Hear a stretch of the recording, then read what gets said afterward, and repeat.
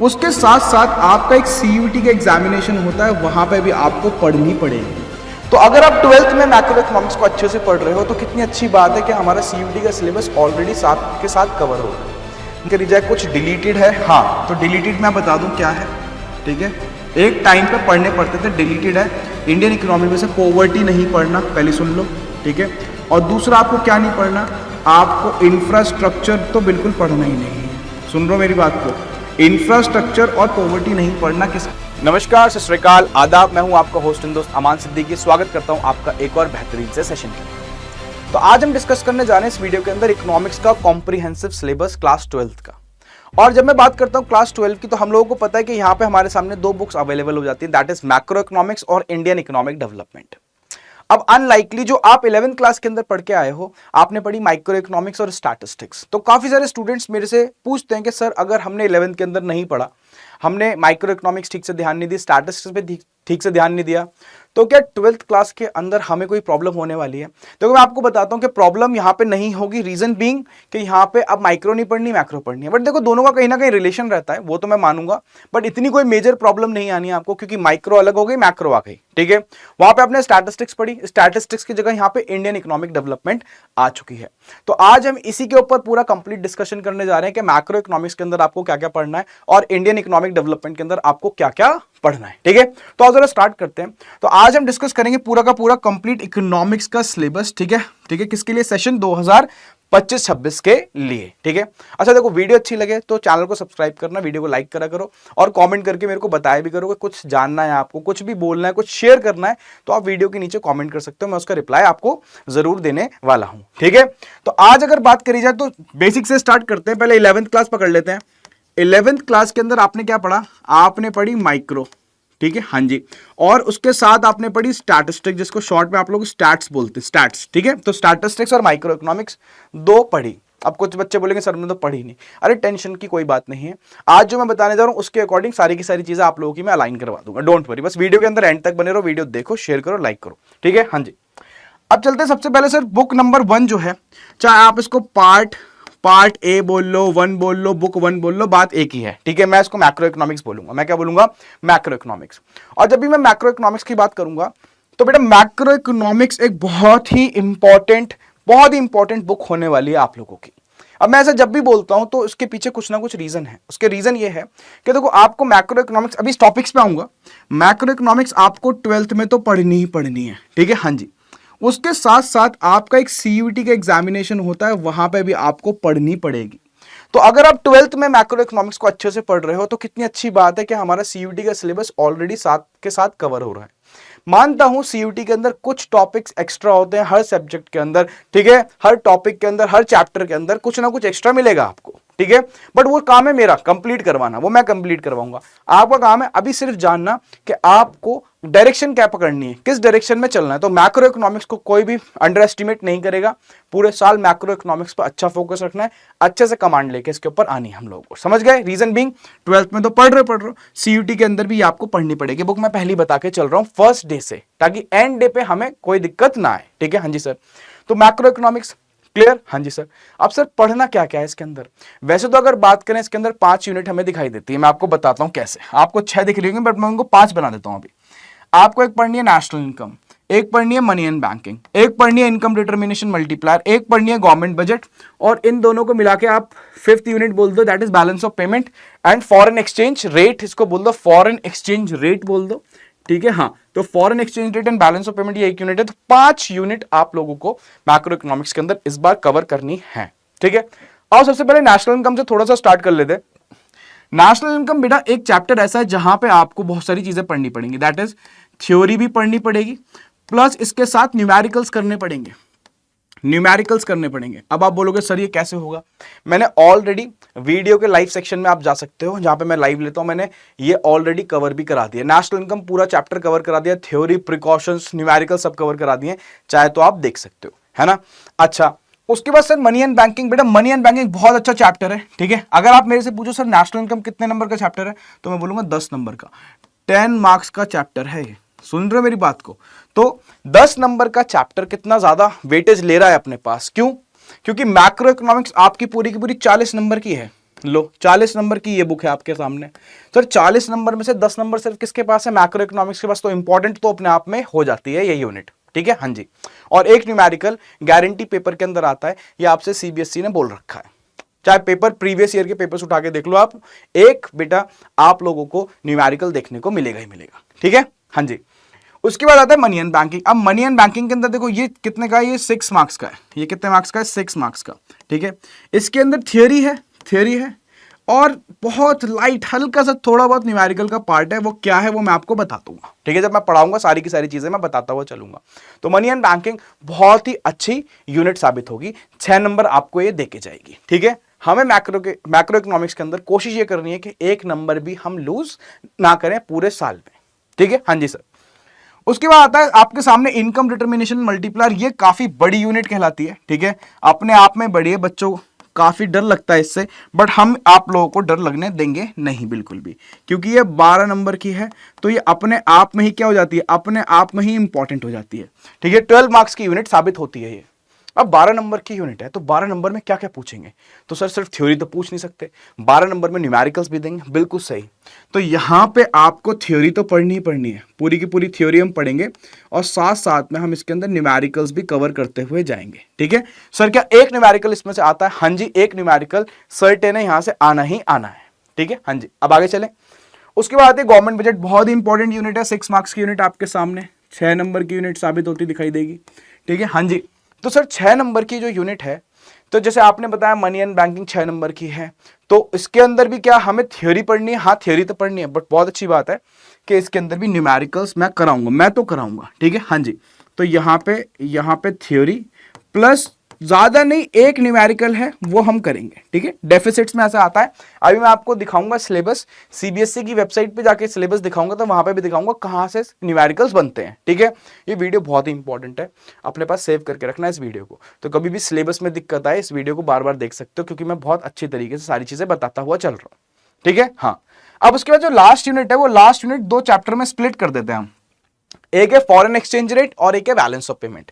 ये दोनों अलग अलग चैप्टर है, बट अगर आप अपनी बुक देखोगे तो इसको एक यूनिट माना गया है ना।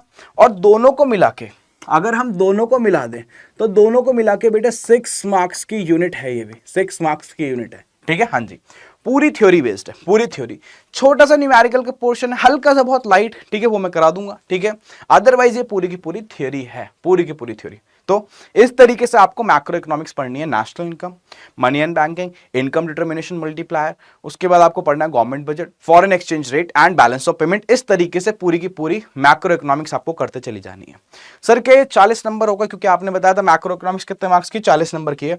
तो क्या ये 40 नंबर कवर कर रही है? Answer is yes. अभी जरा देख लो किस तरीके से, 10 नंबर, ठीक है, छोड़ो पहले, 6 6 और 6 कितने हो गए? 18, 18 और 12 30, 30 और 10 कितने हो गए? टोटल कर दो इसका बेटा, ये 40 नंबर हो गए, पूरे के पूरे 40 नंबर इस तरीके से आपके कवर होने जा रहे हैं। इतनी बात समझ में आई? हाँ जी बोलो पहले, करेक्ट है। तो ये क्या था? ये आपकी पूरी मैक्रो इकोनॉमिक्स है, काफी इंपॉर्टेंट है। तो मैं बोलूंगा इसके अंदर आपको दोनों चीजें पढ़नी है, इसके अंदर आपको दोनों चीजें पढ़नी है, क्या क्या? थ्योरी प्लस आपको न्यूमेरिकल्स भी करने हैं, थ्योरी प्लस न्यूमेरिकल्स। ये लो भाई, कोई प्रॉब्लम? ठीक है, इतनी बात क्लियर है। आराम आराम से चलेंगे, सारी चीजें हम समझते हुए, ठीक है। अब बुक 2 पे आ जाते हैं। अब बुक 2 क्या है? ठीक है, बुक 2 है आपकी इंडियन इकोनॉमिक डेवलपमेंट। बुक 2 क्या है? बुक 2 है आपकी इंडियन इकोनॉमिक डेवलपमेंट। और जब हम बात करते हैं इंडियन इकोनॉमिक डेवलपमेंट की, तो पूरा का पूरा सिलेबस मैंने यहाँ पे उतार के रख दिया है, पूरा का पूरा सिलेबस यहीं पे उतरा हुआ है। अब देखो जिस तरीके से मैं बताऊं उसी तरीके से समझना।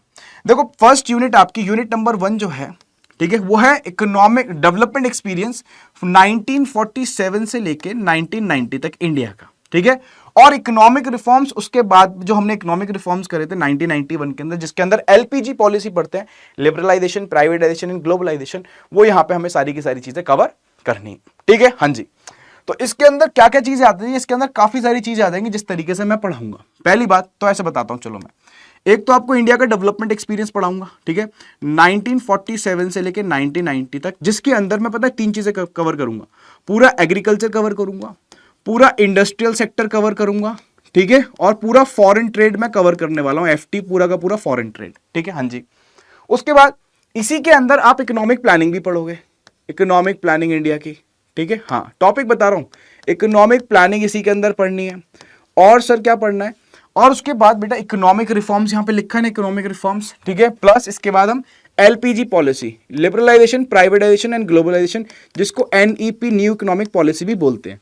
तो ये सारी की सारी चीजें हम कहां पढ़ेंगे, यूनिट नंबर 1 पे डेवलपमेंट एक्सपीरियंस के अंदर, ठीक है। हाँ जी, अब दूसरी बात सुनो, ये कितने नंबर की होने वाली है बेटा, 12 नंबर की यूनिट होने वाली है, 12 मार्क्स की, 12 मार्क्स की यूनिट होने वाली है, 12 नंबर की यूनिट है।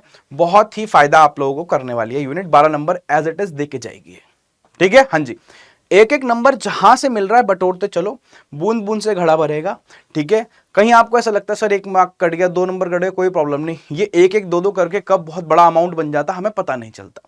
हमें एक एक दो दो नंबर लूज नहीं करने, हमें एक एक दो दो नंबर हर जगह से पकड़ने हैं, ताकि वो हमारा एक बहुत बढ़िया स्कोर हमें देके जाए। अब सर स्कोर जब आप बात करते हो तो कितने की बात करते हो बेटा, टारगेट मेरा 100 आउट ऑफ 100 का ही है यहाँ पे, ठीक है। हाँ जी, तो इतनी बहुत बड़ी बात नहीं है।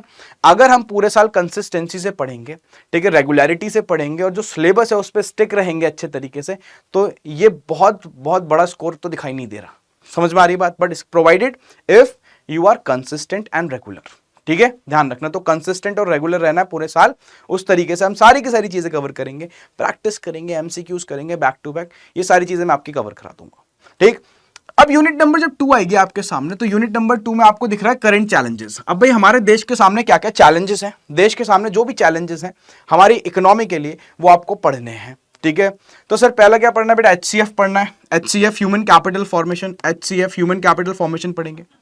उसके बाद रूरल डेवलपमेंट पढ़ेंगे, उसके बाद हम एम्प्लॉयमेंट पढ़ेंगे, ठीक है। हाँ, और उसके बाद हम सस्टेनेबल डेवलपमेंट पढ़ेंगे, SD पढ़ेंगे, ठीक है। सुन रहे मेरी बात, क्या बोल रहा है, SD पढ़ेंगे। अब जब हम ये सारी बातें कर लेते हैं तो हमें एक बात समझ में आती है कि सर ये तो भाई, ठीक है, ये तो 4 चैप्टर है, पहले ये 6 चैप्टर हुआ करते थे, इसके अंदर 2 चैप्टर और थे, ठीक है, एक पॉवर्टी और एक इंफ्रास्ट्रक्चर, वो भी पढ़ने पड़ते थे। अब इसके अंदर हमें नहीं पढ़ने पड़ते। तो सर अगर बात करी जाए कुछ डिलीटेड है, हाँ, तो डिलीटेड मैं बता दूं क्या है, ठीक है। एक टाइम पे पढ़ने पड़ते थे, डिलीटेड है, इंडियन इकोनॉमी में से पॉवर्टी नहीं पढ़ना, पहले सुन लो, ठीक है। और दूसरा आपको क्या नहीं पढ़ना, आपको इंफ्रास्ट्रक्चर तो बिल्कुल पढ़ना ही नहीं है, सुन लो मेरी बात को, इंफ्रास्ट्रक्चर और पॉवर्टी नहीं पढ़ना किसके अंदर, 12th के अंदर। बट सर ये आपने क्यों बताई बात, मैंने इसलिए बताई क्योंकि अगर 12th में नहीं पढ़ना इसका मतलब ये नहीं कि आगे नहीं पढ़ना, ये पढ़ने पड़ेंगे चैप्टर। ये सेम चैप्टर आपके CUET के अंदर, ठीक है, CUET एक एग्जामिनेशन है, ठीक है, जहां पे आप बेटा एग्जाम देके आपको central university, state level universities के अंदर, कॉलेजेस के अंदर एडमिशन मिलता है, तो वहां पे आपको पढ़ने पड़ेंगे, वहां पे सिलेबस के अंदर इंक्लूडेड है। तो CUET के अंदर ये दोनों क्या है, इंक्लूडेड है, यहाँ एक्सक्लूडेड है, डिलीटेड है, बट ये CUET के अंदर दोनों चैप्टर्स आपके इंक्लूडेड है, ठीक है। तो इसलिए मैंने 6 की जगह यहाँ 4 चैप्टर्स लिखे हैं। कितने चैप्टर्स लिखे हैं, 4। 6 की जगह मैंने कितने लिखे हैं, 4 चैप्टर्स। कोई प्रॉब्लम की बात तो नहीं है, हाँ जी। तो ये 4 चैप्टर्स आपके हो गए। कोई प्रॉब्लम हो तो बताना, ठीक है। हाँ जी, क्लियर है, आगे चले, आगे चलते हैं। अब ये 4 चैप्टर कितने मार्क्स के हैं, ये 4 चैप्टर बेटा हमारे, देखो 4 चैप्टर लगभग 20 नंबर कवर करते दिखाई देंगे, 20 मार्क्स ये कवर करते दिखाई देंगे। ध्यान रखना, ये 4 चैप्टर 20 नंबर कवर करेंगे, और 20 नंबर बेटा बहुत मायने रखती हैं। 20 नंबर, जैसे for example income determination multiplier सिर्फ 12 नंबर कैप्चर कर रहा था, ये आपका करंट चैलेंजेस 20 नंबर कैप्चर कर रहा है, बहुत ही मेजर पोर्शन है।